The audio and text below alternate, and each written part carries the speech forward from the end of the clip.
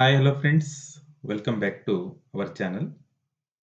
Dear teacher aspirants, today I'm going to discuss Marusinchana. ನೋಡಿ, ಇವೆಲ್ಲ government authorised book ಆಗುತ್ತೆ. ಮರುಸಿಂಚನ ಅಂತ ಹೇಳಿ ಮರುಸಿಂಚನ ಅಂತ ಹೇಳಿ ಇದು ಒಂಬತ್ತನೇ ತರಗತಿಯ LBA lesson based assessment book. ಇದು ಈ ಒಂದು ಬುಕ್ಸ್ ಅಲ್ಲಿ ಬರ್ತಕ್ಕಂತಹ 15 ಕ್ವಶನ್ಗಳನ್ನು ಫಸ್ಟ್ 15 ಕ್ವಶನ್ಸ್ಗಳನ್ನ ನಾನು ಈ ಒಂದು ಸೆಷನ್ ಅಲ್ಲಿ ಡಿಸ್ಕಷನ್ ಮಾಡ್ತಾ ಇದ್ದೀನಿ. ಓಕೆ, ಕ್ವಶನ್ ನೋಡಿದ ತಕ್ಷಣ ಗೊತ್ತಾಗುತ್ತೆ ವಿಚ್ WH ವರ್ಡ್. ನೋಡಿ, which WH word fits the blank ಅಂತ ಇದೆ. ಈ ಒಂದು ಬ್ಲ್ಯಾಂಕ್ ಅಲ್ಲಿ, ಇಲ್ಲಿ ಬರ್ತಕ್ಕಂಥ ಬ್ಲ್ಯಾಂಕ್ ಅಲ್ಲಿ ಯಾವ WH ವರ್ಡ್ ಫಿಟ್ ಆಗುತ್ತೆ ಅನ್ನೋದು question. Did the first word war begin ಅಂತ ಇದೆ. ನಾವು ವಾಟ್ ಅಂದ್ರೆ ಏನು, ವೆನ್ ಅಂದ್ರೆ ಏನು, ಹೌ ಅಂದ್ರೆ ಏನು, ಹೂಸ್ ಅಂದ್ರೆ ಏನು ಅಂತ ಹೇಳಿ ನಾವು ತಿಳ್ಕೊಂಡಾಗ ಮಾತ್ರ ನಮಗೆ ಅಲ್ಲಿ ಯಾವ ವರ್ಡ್ ಸೂಟ್ ಆಗುತ್ತೆ. ಜನರಲ್ ಆಗಿ ಹೇಳ್ತೀವಿ, ಆದ್ರೆ ಗ್ರಾಮೆಟಿಕಲಿ ನಾವು ಅದನ್ನ ತಿಳ್ಕೊಂಡಾಗ ಮಾತ್ರ ನಾವೇನ್ ಮಾಡೋಕ್ ಸಾಧ್ಯ ಅಂತ ಹೇಳಿದ್ರೆ ಅದು ಹೌದು ಇದು ಕರೆಕ್ಟ್ ಅಂತ ಹೇಳಕ್ಕೆ ಸಾಧ್ಯ ಆಗುತ್ತೆ. ನೋಡಿ, ಇಲ್ಲಿ ನಿಮ್ಗೆ ಗೊತ್ತಿದೆ, ಅದ್ರ ಬಗ್ಗೆ ತಿಳ್ಕೊಂಡ್ ಬಂದ್ಬಿಡೋಣ. ವಾಟ್ ಅಂತ ಹೇಳಿದ್ರೆ, ನೋಡಿ, ವಾಟ್ ಅಂತ ಹೇಳಿದ್ರೆ ಎ ಥಿಂಗ್, ಒಂದು ಥಿಂಗ್ಸ್ ಅನ್ನ ಎಕ್ಸ್ಪ್ರೆಸ್ ಮಾಡುತ್ತೆ ಇದು. ಓಕೆ, ನೆಕ್ಸ್ಟ್ ವೆನ್ ಅಂತ ಹೇಳಿದ್ರೆ ಟೈಮ್. ವೆನ್ ಅಂತ ಹೇಳಿದ್ರೆ ಟೈಮ್ ಬಗ್ಗೆ ಯಾವಾಗ ಅಂತ ಹೇಳಿ. ನೋಡಿ, what is the loss which brings Joy not ಸ್ಯಾರೋ ಅಂತ ಹೇಳಿ ಇದು ಎಕ್ಸಾಂಪಲ್ಗಳಿದ್ದು. ವೆನ್ ಅಂತ ಹೇಳಿದ್ರೆ ಟೈಮ್, ಟೈಮ್ ಬಗ್ಗೆ ಯಾವಾಗ ಅಂತ ಹೇಳಿ. ವೇರ್ ಅಂತ ಹೇಳಿದ್ರೆ to know the place. If you ask where to know the place, ನಿಮಗೆ ಪ್ಲೇಸ್ ಬಗ್ಗೆ ಗೊತ್ತಾಗಬೇಕು ಅಂತ ಹೇಳಿದ್ರೆ ವೇರ್ ಹಾಕ್ಬೇಕಾಗತ್ತೆ. ರೀಸನ್ ಗೊತ್ತಾಗಬೇಕಾದ್ರೆ ವೈ ಹಾಕ್ಬೇಕಾಗತ್ತೆ. ಚಾಯ್ಸಸ್ ಅಲ್ಲಿ ಎರಡು ಇರುತ್ತೆ. ವಿಚ್ ಒನ್ ಯು ಚೂಸ್ ಅಂತ ಹೇಳಿದ್ರೆ, ಅಂದ್ರೆ ಇದರಲ್ಲಿ ಎರಡರಲ್ಲಿ ಯಾವ ಚೂಸ್ ಮಾಡ್ತೀಯ ಅಂತ ಹೇಳಿದ್ರೆ ವಿಚ್ಗೆ ಹೋಗ್ಬೇಕಾಗುತ್ತೆ. Who represent person, how represent manner. So ನಿಮಗೆ ಇವಾಗ ಗೊತ್ತಾಯ್ತು ಯಾವ್ದನ್ನ ಎಲ್ಲಿ ಏನಕ್ಕೆ ಬಳಸ್ತೀವಿ ಅಂತ ಹೇಳಿ. ಓಕೆ, ನಾನು ಇವಾಗ ಇದನ್ನ ಥಿಂಗ್ಸಿಗೆ ಬಳಸ್ತೀವಿ ಅಂತ ಗೊತ್ತಾಯ್ತು. Things. When, when to know the time, time ಬಗ್ಗೆ ಗೊತ್ತಾಗಬೇಕು ಅಂದ್ರೆ ವೆನ್ ಬಳಸ್ತೀವಿ. ಹೌ, ಮ್ಯಾನರ್, ಮ್ಯಾನರ್ ಗೊತ್ತಾಗಬೇಕು ಅಂದ್ರೆ ಹೌ ಬಳಸ್ತೀವಿ. Whose, it is it is used for to know the person. Person ಬಗ್ಗೆ ಗೊತ್ತಾಗಬೇಕು ಅಂತ ಹೇಳಿದ್ರೆ ನಾವು ಇದನ್ನ ಬಳಸ್ತೀವಿ. ಸ್ನೇಹಿತರೆ, ಇವಾಗ ಗೊತ್ತಾಯ್ತು ನಮಗೆ ಥಿಂಗ್ಸ್ ವಾಟಿಗೆ, ಟೈಮು ವೆನ್ನಿಗೆ, ಮ್ಯಾನರ್ ಅಂತ ಹೇಳಿದ್ರೆ ಹೌ ಅಂತ ಹೇಳಿ, ಪರ್ಸನ್ಗಾದ್ರೆ ಹೂಸ್ ಬಳಸ್ತೀವಿ, ಹೂಗು ಪರ್ಸನ್ಗೆ ಬಳಸ್ತೀವಿ. ಇವಾಗ ಏನ್ ಕ್ವಶನ್ ಇದೆ, did the first word war begin ಅಂತ ಇದೆ. ವೆನ್ ಡಿಡ್ ಬರುತ್ತಾ, ವಾಟ್ ಡಿಡ್ ಬರುತ್ತಾ? Yes, when did the first world war begin. ನೋಡಿ, ಯಾವಾಗ ಫಸ್ಟ್ ವರ್ಲ್ಡ್ ವಾರ್ ಸ್ಟಾರ್ಟ್ ಆಯ್ತು ಅಂತ ಕೇಳ್ಬೇಕು ನಾವು. ಸೊ ಆಪ್ಷನ್ ಬಿ ಇದೆಯಲ್ಲ, ಆಪ್ಷನ್ ಬಿ ಕರೆಕ್ಟ್ ಆನ್ಸರ್. ಯಾಕೆ ಅಂತ ಹೇಳಿದ್ರೆ to know the time, here why we ask for this question ಅಂತ ಹೇಳಿದ್ರೆ to know the time, when did the first world war begin, ಯಾವಾಗ ಪ್ರಥಮ ಮಹಾಯುದ್ಧ ನಡೆಯಿತು ಅಂತ ಹೇಳಿ ಕ್ವಶನ್ ಇದು. Okay, and the second question is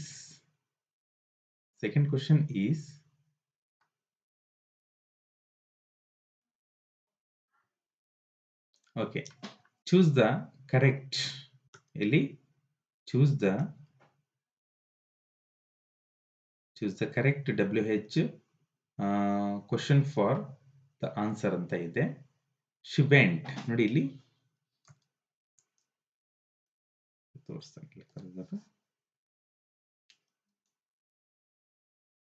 she went to Paris last summer ಅಂತ ಇದೆ. ಓಕೆ, ನೋಡಿ, ನಾನು ನಿಮಗೆ ಸಿಂಪಲ್ ಆಗಿ ಈ WH ಕ್ವಶನ್ ಹೆಂಗ್ ಮಾಡೋದು ಅಂತ ಹೇಳ್ಕೊಡ್ತೀನಿ. ಇವಾಗ ಈ ಒಂದು ಕ್ವಶನ್ ಅನ್ನ, ಇದು ಪಾಸಿಟಿವ್ ಸೆಂಟೆನ್ಸ್ ತಾನೆ, ಈ ಪಾಸಿಟಿವ್ ಸೆಂಟೆನ್ಸ್ ಅನ್ನ ನಾನು ನೆಗೆಟಿವ್ ಮಾಡ್ತೀನಿ. ಇವಾಗ she went to Paris last summer ಅಂತ ಹೇಳಿ ನಾವು ಒಂದು ಸೆಂಟೆನ್ಸ್ ಅನ್ನ 4-5 ರೀತಿಯಾಗಿ ಮಾಡಿದ್ರೆ ನಮಗೆ ಯಾವುದನ್ನೇ ಕೊಟ್ಟರು ನಾವು ಈಸಿಯಾಗಿ ಮಾಡ್ಬೋದು. ಇಲ್ಲಿ ನೋಡಿ, she went to Paris last summer ಅಂತ ಇದೆ. ಈ ವೆಂಟ್ ಅನ್ನ ಬಿಡಿಸಿ ಬರ್ಕೊಂಡಾಗ ಡಿಡ್ ಪ್ಲಸ್ ಗೋ ಆಗತ್ತೆ ಅಲ್ವಾ, ಇದು ನಿಮಗೆ ಗೊತ್ತಿದೆ. ಇಂಗ್ಲಿಷ್ ತುಂಬ ಚೆನ್ನಾಗಿ ಗೊತ್ತಿರೋರಿಗೆ ಗೊತ್ತಾಗುತ್ತೆ ನಾನು ಏನು ಹೇಳ್ತಾ ಇದ್ದೀನಿ ಅಂತ ಹೇಳಿ. She did go to Paris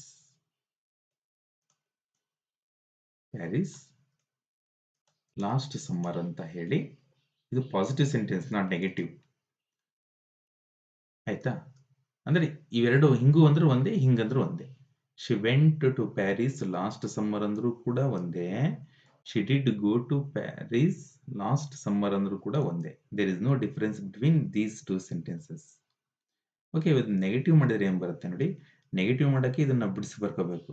vent not ಅಂತ ಹೇಳಕ್ ಬರಲ್ಲ. ಸೊ ನಾವೇನ್ ಮಾಡಬೇಕು ಅಂತ ಹೇಳಿದ್ರೆ, ಶಿ ಡಿಡ್ ನಾಟ್ ಆಗುತ್ತೆ. She didn't go to Paris last summer ಅನ್ನೋದು ನೆಗೆಟಿವ್ ಸೆಂಟೆನ್ಸ್ ಆಯ್ತು. ಇವಾಗ ಇಂಟ್ರಗೇಟಿವ್ ಸೆಂಟೆನ್ಸ್ ಮಾಡಬೇಕು.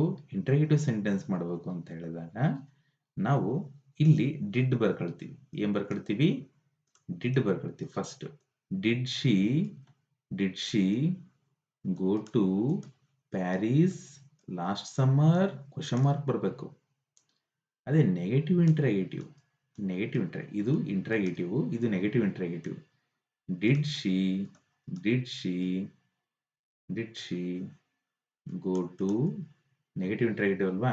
Did she not go to ಆಗುತ್ತೆ ಇಲ್ಲಿ. Not go to Paris last summer? Question mark.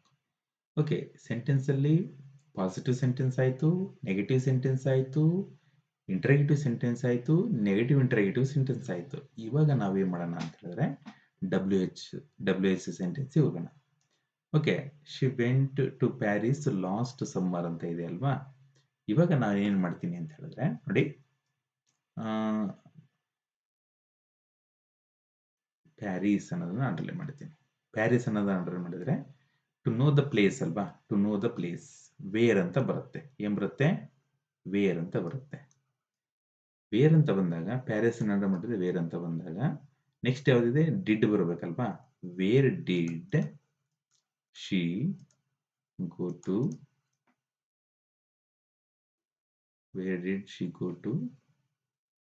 Last summer ಅಂತ ಬರುತ್ತೆ. ಆಯ್ತಾ? She go last summer. Where did she go last summer ಅಂತ ಬರುತ್ತೆ. ಸೊ ಆಪ್ಷನ್ ಬಿ ಅನ್ನೋದು ಕರೆಕ್ಟ್ ಆಗುತ್ತೆ. ಈ ರೀತಿ ನಾವೇನ್ ಮಾಡಬೇಕು ಅಂತ ಹೇಳಿದ್ರೆ ಆ ಒಂದು ಕ್ವಶನ್ ಅನ್ನ ಸಾಲ್ವ್ ಮಾಡ್ಬೇಕಾಗತ್ತೆ ನಾವು. ಈ ವೆಂಟ್ ಅನ್ನೋದನ್ನ ಬಿಡಿಸ್ಬೇಕಂದಾಗ ನಮಗೆ ಡಿಡ್ ಸಿಗುತ್ತೆ. ಓಕೆ, ಇವಾಗ ಗೊತ್ತಾಯ್ತು ನಿಮಗೆ ಇದು ಎಷ್ಟು ಈಸಿ ಇದೆ ಅಂತ ಹೇಳಿ. ಈ ರೀತಿ ನಾವೇನ್ ಮಾಡಬೇಕು? ಬಿಡಿಸಿ ಬರ್ಕೋಬೇಕಾಗತ್ತೆ. ನೆಕ್ಸ್ಟ್ 3ನೇ ಕ್ವಶನ್ ನೋಡಿ. Identify the incorrect WH word question ಅಂತ ಇದೆ. ಅಂದ್ರೆ ಇನ್ಕರೆಕ್ಟ್ ಆದಂತಹ WH ಕ್ವಶನ್ ಯಾವುದು ಇಲ್ಲಿ ಅಂತ ಹೇಳಿ. Why the earth revolves around the sun. Okay, ನೋಡೋಣ. ಇದು ಒಂದು ಎ. ಬಿ ಏನಿದೆ? Why does the earth revolves around the sun. Okay, ಇದು ನೋಡೋಣ. How far is the sun from earth? What causes seasons on earth ಅಂತ ಇದೆ. Okay, ಇಷ್ಟು ಕ್ವಶನ್ಸ್ಗಳು ನೋಡಿದಾಗ ನಿಮಗೆ ನೋಡಿ, ಈ ಕ್ವಶನ್ ಮಾಡಬೇಕಾದ್ರೆ ನಾವು ಅಲ್ಲಿ ಈ ಡೂ ಫಾರ್ಮ್ನ ಯೂಸ್ ಮಾಡಬೇಕಾಗುತ್ತೆ ನಾವು. ಹಾಗಾದ್ರೆ ಈ ಫಸ್ಟ್ ಸೆಂಟೆನ್ಸ್ ಅಲ್ಲಿ ಅದಿಲ್ಲ.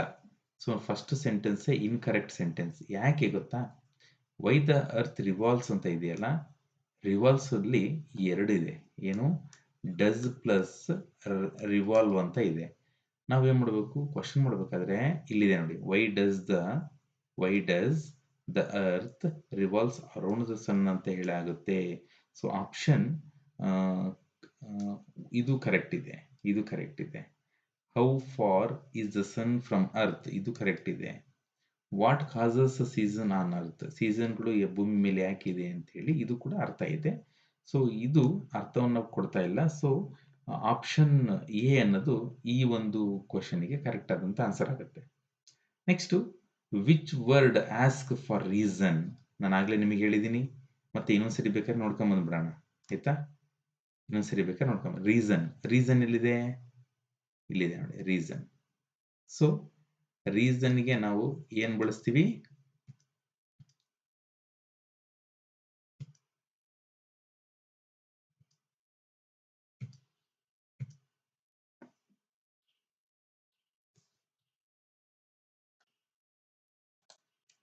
ಓಕೆ, ರೀಸನ್ನಿಗೆ ನಿಮ್ಗೆ ಗೊತ್ತಾಯ್ತು ಇವಾಗ ರೀಸನ್ನಿಗೆ ಏನು ಬಳಸ್ತೀವಿ ಅಂತೇಳಿ. ಹೂನ ಪರ್ಸನಿಗೆ ಬಳಸ್ತೀವಿ. ಹೂ ಏನಕ್ಕೆ ಬಳಸ್ತೀವಿ? ಪರ್ಸನಿಗೆ ಬಳಸ್ತೀವಿ. Where to know the place, place ಇದು ಗೊತ್ತಾಗಬೇಕು ಅಂತ ಹೇಳಿದ್ರೆ ವೈ ಬಳಸೋದು ರೀಸನ್ನಿಗೆ. ವೆನ್ ಬಳಸೋದು to know the time, to know the time. So ನಮಗೆ ಈ ಆಪ್ಷನ್ ಬೇಕಾಗುತ್ತೆ. ಸೊ ವೈ ಅನ್ನೋದನ್ನ ನಾವು ರೀಸನ್ನಿಗೆ ಬಳಸತಕ್ಕಂತಹ ಒಂದು WH ವರ್ಡ್ ಆಗುತ್ತೆ ಸ್ನೇಹಿತರೆ. ಓಕೆ, ನೆಕ್ಸ್ಟು 5ನೇ ಕ್ವಶನ್ಗೆ ಬಂದ್ರೆ ಇವಾಗ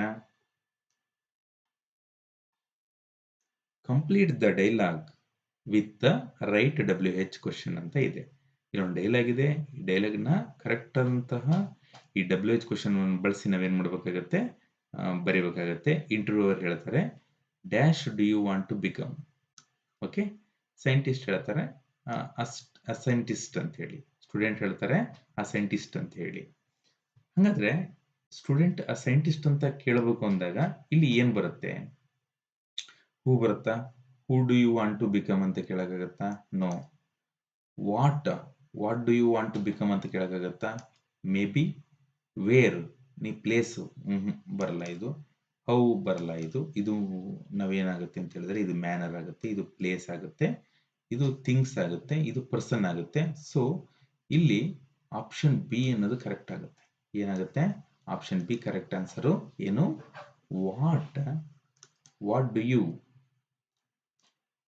ಯು ವಾಂಟ್ ಟು ಬಿಕಮ್ ಅನ್ನೋದು ಕರೆಕ್ಟ್ ಆದಂತ ಆನ್ಸರ್ ಆಗುತ್ತೆ. ಯಾರೆಲ್ಲ ಈ ತರ ಥಿಂಕ್ ಮಾಡಿದ್ರಿ ರೈಟ್ ಅಂತ ಹೇಳಿ ಹೇಳ್ಬೋದು. Next, the weather is so dash that we had cancel our trip ಅಂತ ಇದೆ. ನೋಡಿ, ಇಲ್ಲಿ ಪ್ರಿಡಿಕ್ಷನ್ ಬರುತ್ತಾ? The weather is so predict that we had to cancel our trip ಅಂತ ಬರುತ್ತಾ? ಅಲ್ಲ. ನೋಡೋಣ. ನೆಕ್ಸ್ಟ್, ಅನ್ಪ್ರಿಡಿಕ್ಟಬಲ್ ಅನ್ನ ಆನ್ಸರ್ ಕರೆಕ್ಟ್ ಇಲ್ಲಿ. ಯಾಕೆ ಅಂತ ಹೇಳಿ ಎಕ್ಸ್ಪ್ಲೇನ್ ಮಾಡ್ತೀನಿ. ನೋಡಿ, ದ ವೆದರ್ ಈಸ್ ಅನ್ಪ್ರಿಡಿಕ್ಟಬಲ್. ಯಾರಿಗಾರ ಗೊತ್ತಾಗತ್ತಾ? ಈಗ ಮಳೆ ಬರುತ್ತೆ, ಮಳೆ ಬಂದ್ಮೇಲೆ ಗೊತ್ತಾಗತ್ತೆ ಓ ಮಳೆ ಬಂತು ಅಂತ ಹೇಳಿ. ಎಷ್ಟೋ ಜನ ಹೇಳ್ತಾ ಇರ್ತಾರೆ ಮೋಡ ನೋಡಿ ಮಳೆ ಬಂತು ಅಂತ ಹೇಳಿ, ಬಟ್ ಮಳೆ ಬಂದಿರಲ್ಲ, ಮಳೆ ಬರಲ್ಲ. So weather is always unpredictable.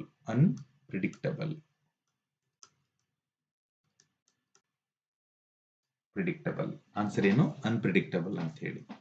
She is a very grace ಅಂತ ಇದೆ. ಗ್ರೇಸ್ಫುಲ್ ಅಂತ ಹೇಳಿದ್ರೆ ತುಂಬಾ ಅಟ್ರಾಕ್ಟಿವ್ ಆಗಿ ಕಾಣತಕ್ಕಂತಹ ಡ್ಯಾನ್ಸರ್ ಅವಳು ಅನ್ನೋ ಒಂದು ಅರ್ಥ ಬರುತ್ತೆ. ಸೊ ಗ್ರೇಸ್ಫುಲ್ ಅನ್ನೋದು ಆನ್ಸರ್ ಆಗುತ್ತೆ.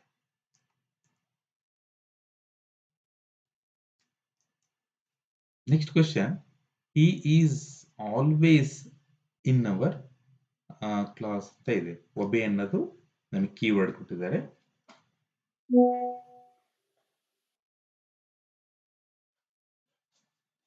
ನಾವೇನ್ ಮಾಡಬೇಕು? ಈ ಒಬೆ ಅನ್ನೋದನ್ನ ನಾವೇನ್ ಮಾಡ್ಬೇಕು ಇಲ್ಲಿ ಅಂತ ಹೇಳಿದ್ರೆ, ಹಿ ಈಸ್ ಆಲ್ವೇಸ್ ಅಂತ ಇದೆಯಲ್ವಾ, is always disobedient in class. ಅವನು ಯಾವಾಗ್ಲೂ ಕೂಡ ಕ್ಲಾಸ್ ಅಲ್ಲಿ ಡಿಸೊಬಿಡಿಯಂಟ್ ಆಗಿರ್ತಾನೆ ಅನ್ನೋದು ಆನ್ಸರ್ ಆಗುತ್ತೆ. ಹರ್ ಲೀಡರ್ಶಿಪ್ ಆಗುತ್ತೆ. Her leadership helped the team win the match. ಅವಳ ಒಂದು ಲೀಡರ್ಶಿಪ್ ಇಂದ ಆ ಟೀಮು ವಿನ್ ಆಯ್ತು ಅಂತ ಹೇಳಿ, ವಿನ್ ಆಗಕ್ಕೆ ಸಾಧ್ಯ ಆಯ್ತು ಅಂತ ಹೇಳಿ ಅರ್ಥ ಬರುತ್ತೆ. I felt very dash after hearing the news ಅಂತ ಇದೆ. ಹೋಪ್ ಅಂತ ಇದೆ. ನೋಡಿ, ನಾನು ಆ ನ್ಯೂಸ್ ಕೇಳಿದ್ಮೇಲೆ ಹೋಪ್ಲೆಸ್, ನನಗೆ ಯಾವುದೇ ಹೋಪು ಇಟ್ಕೊಳಕ್ ಆಗ್ಲಿಲ್ಲ, ಅಷ್ಟು ಹೋಪನ್ನ ಕಳ್ಕೊಂಡಿದ್ದೀನಿ ಆ ನ್ಯೂಸ್ ಕೇಳಿದ್ಮೇಲೆ ಅನ್ನೋದು ಅರ್ಥ ಬರುತ್ತೆ ಸ್ನೇಹಿತರೆ. ಓಕೆ, ಅರ್ಥ ಆಗ್ತಿದೆಯಲ್ವಾ? ಎಸ್. ನೆಕ್ಸ್ಟ್ ನೋಡಿ, ಇದೊಂದು ಬಾರ್ ಡಯಾಗ್ರಾಮ್ ಇದೆ.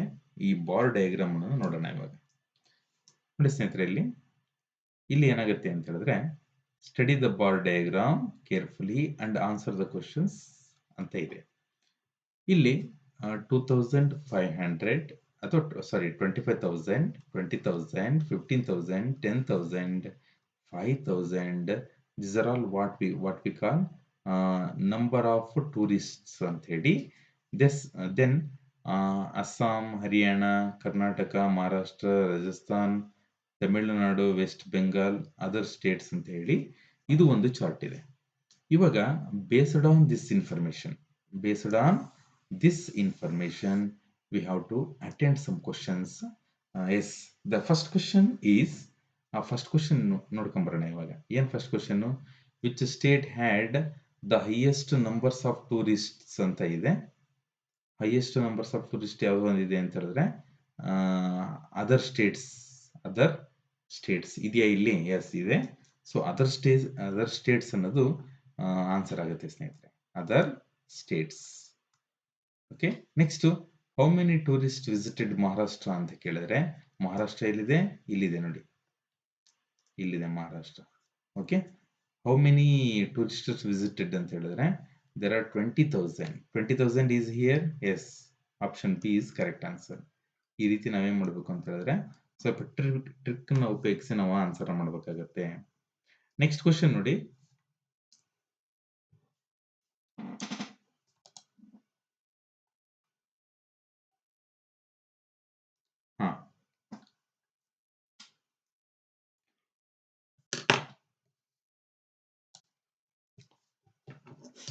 which of the following states had the lowest number of tourists ಅಂತ ಇದೆ.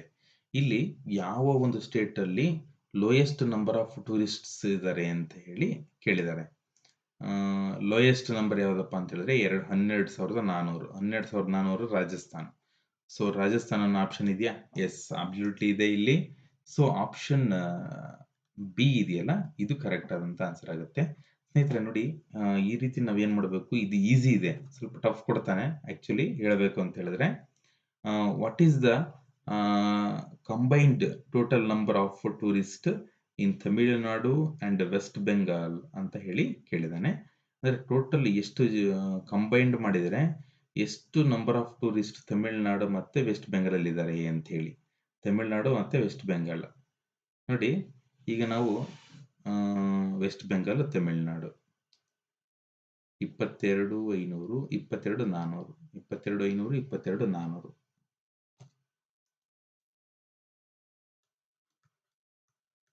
ಐನೂರು, 22,400, 9, 4, 4, 44. ಆಕ್ಚುಲಿ ಇದು ತಪ್ಪಾಗಿದೆ. ಮೇ ಬಿ 44,500 ಇರ್ಬೋದು, ಮೇ ಬಿ. ಅದಕ್ಕಿದೆಯಾ? 45,000 ಇದೆಯಾ? ನಿಯರ್ಲಿ 45,000 ಆನ್ಸರ್ ಬರುತ್ತೆ ಅನ್ಸುತ್ತೆ.